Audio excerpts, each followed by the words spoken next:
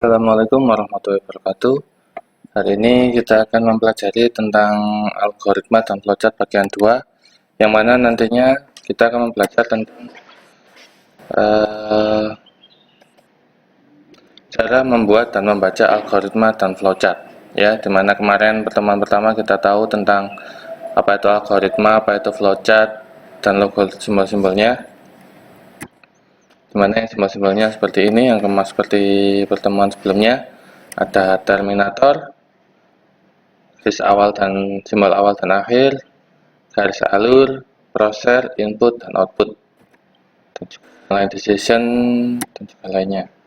Jadi untuk hari ini kita akan membahas tentang tugas-tugas yang sebelumnya, yaitu tentang membaca dan membuat suatu algoritma dan flowchartnya.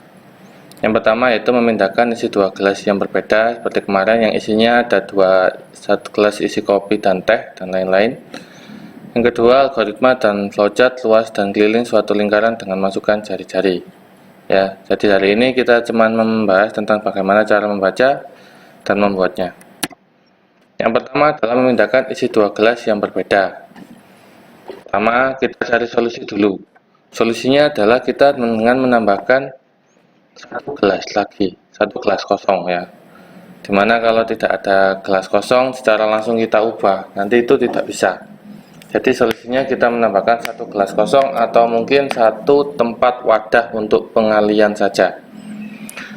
Setelah kita tahu solusinya, kita mencari membuat algoritmanya. Ya, algoritmanya adalah yang pertama pindahkan, kita ibaratkan gelas 1 berisi susu, kemudian berisi kopi ya, gelas 2 berisi susu awalnya. Kemudian langkah pertama adalah pindahkan isi gelas 1 yang berisi kopi ke gelas 3 atau gelas tambahan yang kosong tadi. Saya dengan otomatis gelas 1 yang awalnya isinya kopi nanti berisi kosong. Langkah kedua yaitu pindahkan isi gelas 2 yang berisi susu ke gelas 1, yang berarti nanti gelas kedua berarti kosong. Dan yang terakhir pindahkan isi gelas ketiga yang berisi kopi tadi ke gelas 2. Seperti gambarnya di sini. Kopi pindah ke 3, susu pindah ke gelas 1, gelas 3 pindahkan ke gelas 2. Berarti secara otomatis nanti kita dapat isi dari gelas 1 dan 2 yang awalnya kopi menjadi susu dan susu menjadi kopi. Misalkan 3 langkah algoritma ini kita ubah, langkah ketiga terlebih dahulu atau 2 terlebih dahulu, ini nanti malah akan kecampur, menghasilkan kopi susu, tidak sesuai keinginan. Ya. Terus yang kedua, contoh yang kedua adalah algoritma flowchart luas dan keliling lingkaran. Solusinya kita cari dulu rumusnya. Keliling lingkaran adalah Pi kali D atau R Pi kali 2R. Dan luasnya adalah Pi kali R kuadrat. Algoritmanya masukkan nilai jari-jari yang pasti. Kemudian yang kedua, hitung nilai keliling dan luas.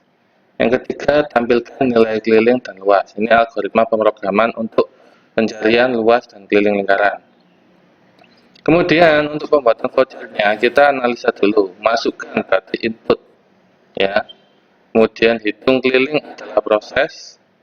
Tampilkan nilai keliling dan luas adalah output. Tampilkan, masukkan input, hitung proses, tampilkan adalah output.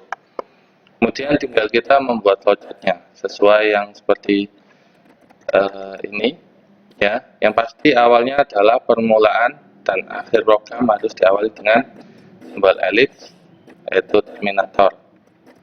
Ya, kita awali dengan elips, awal dan awali, kemudian sesuaikan dengan algoritmanya. Karena input dulu berarti input jajar genjang, input R jari-jari. Proses hitung keliling, dihitung K dan L yang berisi dengan rumusnya masing-masing.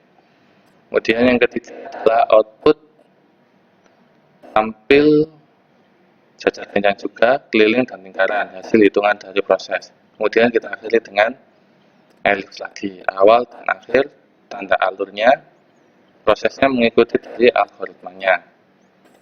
Saya tambahkan lagi contoh, algoritma dan flowchart. Untuk volume kubus, solusinya volume kubus adalah sisi kali sisi kali sisi atau sisi pangkat 3 atau kubik. Ya, algoritmanya sama seperti luas lingkaran tadi, masukkan nilai sisi, hitung volume untuk prosesnya, tampilkan hasil volume adalah outputnya. Di awal proses, output, dan di akhir. Gampangan ya. Terus untuk cara baca suatu algoritma yang biasa, tidak menjalankan suatu program. Ya, misalkan ada algoritma seperti ini. A sama dengan 15, B sama dengan 7, ditambah 3, B sama dengan A plus B, A plus B. Berapakah nilai A dan B sekarang? Ya, cara bacanya adalah kita ambil nilai paling dekat di atasnya, paling dekat. Ya, nilai A dan B paling dekat, berarti nilai yang paling bawah ini. A, kita cari nilai A sama dengan B plus 3, B-nya 7, plus 3, berarti 7 tambah 3, 10. Kemudian kita hitung nilai B, B-nya ini. Yang paling bawah ya, bukan yang paling atas. Berarti kemudian A plus B. A-nya sudah tidak mengambil yang paling atas 15 lagi, cuman ambil yang A yang paling dekat.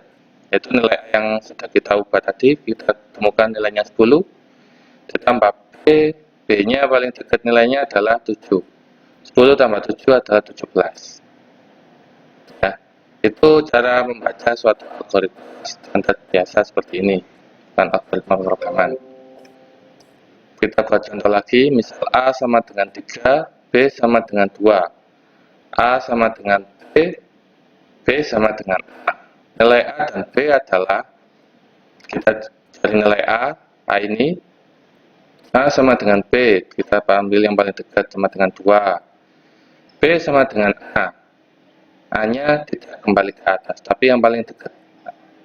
B sama dengan A ini yang sudah kita cari nilainya adalah 2, berarti nilai A dan B adalah 2 dan 2. Contoh selanjutnya, A sama dengan 3, B sama dengan 2, B sama dengan A plus 2, B sama dengan C plus A plus 5, A sama dengan C, nilai A, B, C adalah A, kita cari nilai A sama dengan C, ya, C-nya tadi sama dengan A plus 2, A-nya 3 plus 2 jadinya 5, A-nya 5, kemudian B 13, B sama dengan C plus A plus 5, C-nya kita ketahui 5, kemudian A-nya adalah 3 plus 5, berarti 5 tambah 5 ditambah 3 sama dengan 13. Untuk yang nilai C, karena yang paling dicari adalah ini, C sama dengan 5. Ya, sudah ketemu 5, 13, 5. Kita cari yang paling dekat dengan itunya. Terima kasih, itu saja cukup untuk pembacaannya. Untuk evaluasinya nanti ada masing-masing tugas yang akan saya bagikan. Terima kasih. Untuk absennya akan saya lanjutkan di video selanjutnya. Saya akhiri, wassalamualaikum. Ini adalah daftar hadirnya, saya cek nanti